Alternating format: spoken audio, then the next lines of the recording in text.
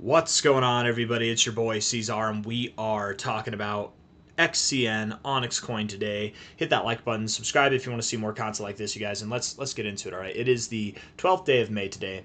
Here we are at about 1.78 cents, 8 hours, 42 minutes left in the day. Consolidating here on a daily time frame. Looking at the RSI, we have cooled off a little bit from the 60. We're down at the 50 now. This is an area where we could be set up to bounce. It definitely is, as long as we don't close too much lower. If and when we do close below the 50 on the RSI, we likely could expect that we go to the 40. Sometimes you ping pong between the 40 and the 60 before moving higher. That's just kind of how it is, you know. And at this point in time, looking at the daily candle, it does look as though we have lower aspirations in mind. But let's see. You know, we're kind of in a bull flag within a bull flag within a bull flag here, aren't we? Like, you've got the greater bull flag here from a low to a high. You've got your flagpole there. Then you've got this bull flag from a low to a high. There's your flagpole and the flagging out there. And then on a daily time frame, we've even got this little bull flag here. I don't know. I mean, you look at a 4-hour time frame, it doesn't seem like a bull flag in my opinion. This looks a lot less like a bull flag, but kind of. It's got that look. It's got that very well maintained structure. I mean, if this is your flagpole, that would be your flag right there. But I mean, it looks good. It does look pretty good, honestly. But are we going to go lower? Are we going to break out of here? Are we going to go higher? This cascade of bull flag breakouts, I mean, what would that bring us to, right? If we were to break out of this from a low to a high, the expectation would be something on the lines of 2.24 cents. We get above 2.02 cents, and then that allows us to break out of this bull flag, and likely then we would continue up to 5 whatever cents, 5.2, 5.5 cents, and then we're breaking out of this greater bull flag as well. We're already broken out of it and continuing on our way to 15 cents or 20 cents, depending on where you want to measure it from. I don't think this low is actually the low of the bull flag. I think this is the low of the bull flag, but you know, we could get into that another time, I suppose. The reason why is because you broke out already. You had broken out. You had broken out already by these lows, so that's the low of your bull flag there. Anyways. Looking at it now, let's go to the 1-hour time frame. Let's start off on a lower time frame here, and then we'll build out, okay? Maybe even the 15-minute. Let's start off at the 15-minute, and then we'll build out from there. So volume's coming in. Oh, I like this. Oh, this is good, you guys. Nice. Oh, hell yeah. Look at this. You know why it's nice? Anybody want to take a guess as to why it's nice? At least why I think it's nice. There's probably other reasons too besides this, but I'm just from what I'm picking up right now. So you're moving down, right? You're moving down consistently.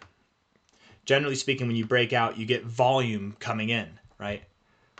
But whenever you get volume coming in and you're not breaking out, you're at the bottom of your range. It's like you're trying to go lower, but you just can't do it.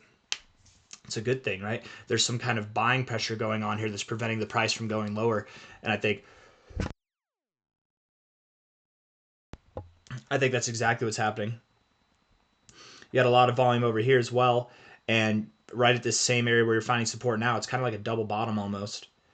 The 15-minute RSI looks bad, but you just can't get oversold for whatever reason. You haven't been able to get oversold. You got overbought, but you can't get oversold. Interesting to see.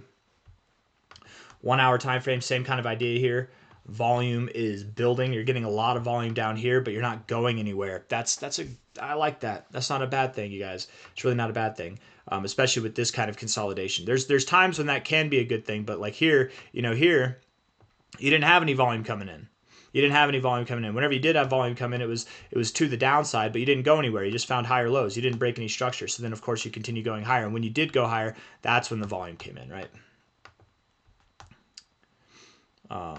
Let's see if we can find an example of this. I don't know. Here, for example, you're moving. You're not going any higher, though, but your volume's coming in. You've got more volume coming in, but you're not going anywhere. Down you go. Bad side, but we're on the good side of it now. 1 hour. Looks good, man. The 1-hour RSI is turning the tide a little bit. It looks like if you connected the dots down here, it looks like you've got this like kind of cup shape on the bottom, bouncing right off the 40 here. I like our odds, you guys. Wow, so today it looks like this right now. I wouldn't be surprised if today was green by the end of the day and we started moving up higher. Today could be the day, guys. That could have been the low right there. Today could have been the low. Not the low, right? The low is all the way back here. Not financial. That's not a financial advisor. Anybody expecting lower prices than what we've seen today at 1.76 cents? I don't think that we get it. I actually don't think that we get it. We could, but I don't think that we do. If we do, it's going to be a crazy quick wick. It's going to be like a hope beyond hope for the bears to even be able to buy down there, but I don't think we're going to get it, guys. I think we're going to move up. Genuinely. You're at the right place to do it. 4-hour time frame here.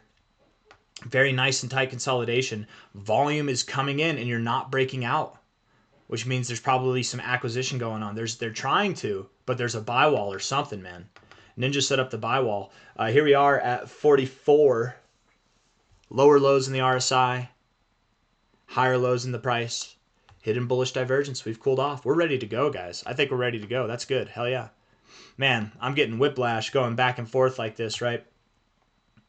Let's see. Let's see if I could be wrong, because I could be wrong. I mean, in all fairness, this 4-hour RSI, it does look, kind of sad. You're rejecting the 50. You could go down to the 40. All of that would make sense, in my opinion. From a low to a high here, you're below your 382 and at your 0.5. You've been finding a lot of support at your 0.5 lately, though. If you went to your golden ratio, that's not the craziest thing. 1.7 cents, 1.68 cents. That really could be where you go inevitably. I just don't think you're going to. I think over the past 8 hours, you've had that chance and you just haven't done it. You just haven't done it. And the volumes come in and everything. You didn't go anywhere. You just found support. You found a double bottom right there at the 0.5. I think you're going to move up, man. I really do. We'll see. So we're back on the bull wagon at this point in time. Man, I love it whenever the haters say flip-flop. It's like, yeah, well, sometimes in any given day, things change, right? You can go from a bullish perspective, which back here, whenever we closed green after rejecting the 60, that kind of is a bullish perspective. But then we bearishly engulf that candle. That's a bearish perspective. Now, even in the face of this bearish-looking daily candle, I'm flipping back bullish, man. I'm getting a little bit of whiplash, going back and forth. But hey, as long as we end up on the right side of it, I don't care. If you're making money, that's really all that matters, man. That's really all that matters. And throughout all of it, all the flip-flopping, we've maintained the stance that we are on our way higher, no matter what. Inevitably, we are on our way higher. We've been consolidating for longer than most coins, right? Most coins, what they've done here is whenever they break out of their range, they've kind of done like a slow bleed out, and now that they've broken out, and now they're consolidating. You know what I mean? We just broke out immediately. We've been consolidating now since April 11th, right? Most coins have been consolidating for 1 or 2 weeks. So we've got a little bit of a leg up as far as that goes. Everything takes its turn. I was just explaining this with Toshi. Everything takes its turn. I think XCN is on deck, or it's coming up. It's going to be its turn here pretty soon. So anybody who sold their XCN bags, you're probably going to be pretty sad. This is very tempting for me to buy in right here, actually. I've got some cash on the side that I'm looking to buy in with. We made some profits with TAI, and I think that this would be nice to put in. But I also think TAI is going to go up. Let's measure here. Let's see where we're going to go whenever we go higher. Obviously, I have an idea that we're going to go to 5.2 cents or so, something like that. The reason being that if this is a bull flag, and it is a bull flag, from a high to a low, you put that at the low there. That measurement comes in right there at about 5.5 cents, 5.2 cents, somewhere in that zone. From the current price of 1.78 cents, that would give you a move roughly about like a 3x. With TAI, with TARS, I'm not trying to throw any love at TARS and take it away from XCN. XCN's my biggest bag, you guys. I love XCN. But I'm expecting TARS to move up to 40 cents or something around there, if I'm not mistaken. Yeah, it'd be anywhere from 25.7, which is 122%, to something around here, which is about 200%. I don't know, man. It might be time to phase out of TARS and get into some XCN here. They both have the same growth potential. You never know whenever, if we go to higher highs. The thing is here, I feel like XCN's minimum target, where it's going to go, its minimum target that I expect it to achieve would be 26 cents, and that's about a 14x from here. Might be time to load up on some XCN, you guys. It really might be. I think that this thing's about to rip.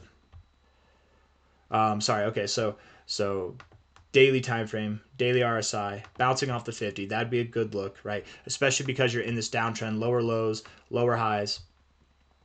Right at the 50. If you can break out of this, that would be a very powerful signal that, in fact, if you break out of this momentary downtrend in the RSI, you're likely going to be breaking out of this here, which leads to a cascade of breakouts, which doesn't end at 5.2 cents, but that's the next target area, right? 5.2, 5.5 cents, something like that. And I think you will. I think today could close green. You got 8 hours, 33 minutes left in the day. It wouldn't surprise me if it did. If it closes red, even this red, that's fine, whatever. I'm not worried about it. Go lower. Go a little bit lower even. You're fine, but I doubt you do. I think if you were to go lower, you just would have done it already. So I don't know if I want to spend too much more time on this. I think we've really said everything that we need to say. We could look at some indicators. We can look at the ribbon real quick and just see where we are with this. I like to touch base with this every now and then. Weekly ribbon looks great. Looks like we got more growth to go.